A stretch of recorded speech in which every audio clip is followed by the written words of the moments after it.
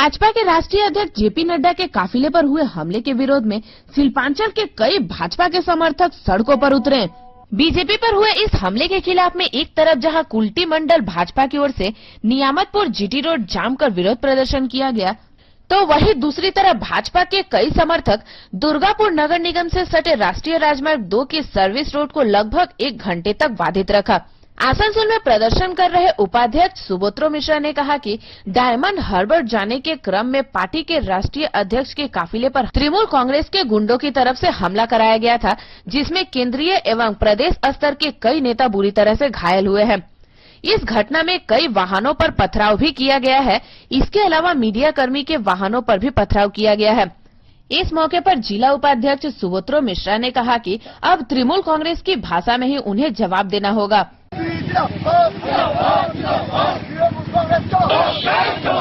JP नड्डार উপর আক্রমণ হলো কেন?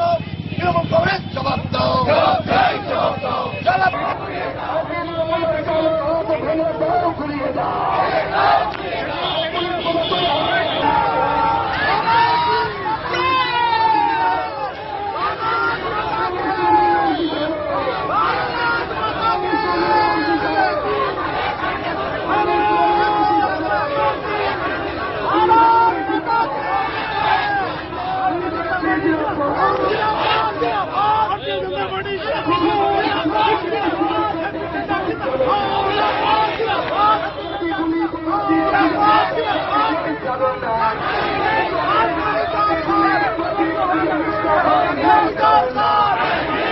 দেখুন, আমরা জানেন বিজেপির সর্বভারতীয় সভাপতি জেপি নাড্ডাজি দুদিন পশ্চিমবঙ্গ সফরে এসছেন।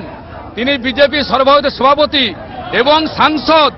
যেভাবে পশ্চিমবঙ্গে প্রতিদিন তৃণমূল কংগ্রেসের গুন্ডারা আক্রমণ করছে, আর আজকে ডায়মন্ড হারবারে যাওয়ার পথে যেভাবে নাড্ডাজি, দিলীপ ঘোষ এবং কৈলাসজি ওর আক্রমণ হয়েছে, এবং সেই জন্য এই জঘন্য যে কাজ, এই যে গুন্ডাগিরি চলছে, সন্ত্রাস চলছে, খুন চলছে, তার প্রতিবাদে আজ ঘটনা ঘটেছে।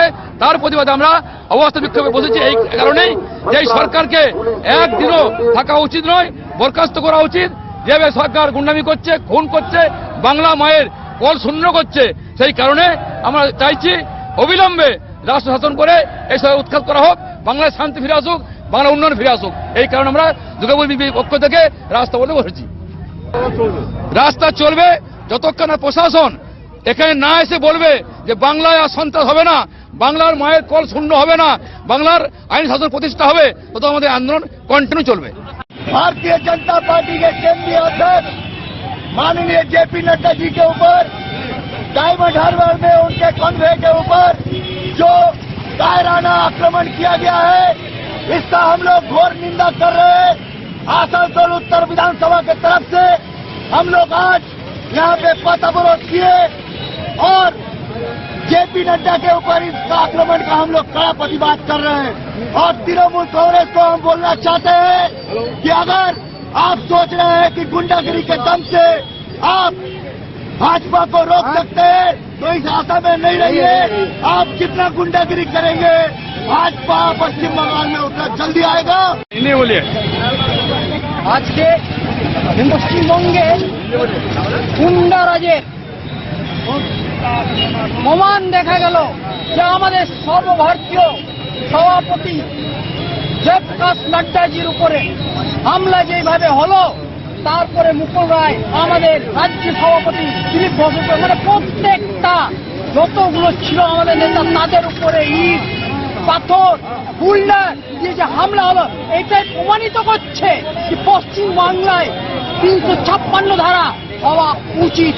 কারণ এই যে এই চিন্তা ভাবনা করে পশ্চিম বাংলার মানুষ যেটা চেয়েছিল কি মমতা সিপিএম এর বদলে মমতাকে এনেছিল, সেই মমতা সেই মমত্ব পশ্চিম বাংলার মানুষকে দিতে পারলো না, বরং সিপিএম এর চেয়েও বেশি খতরনাক রাজনীতি করতে আরম্ভ করে দিল।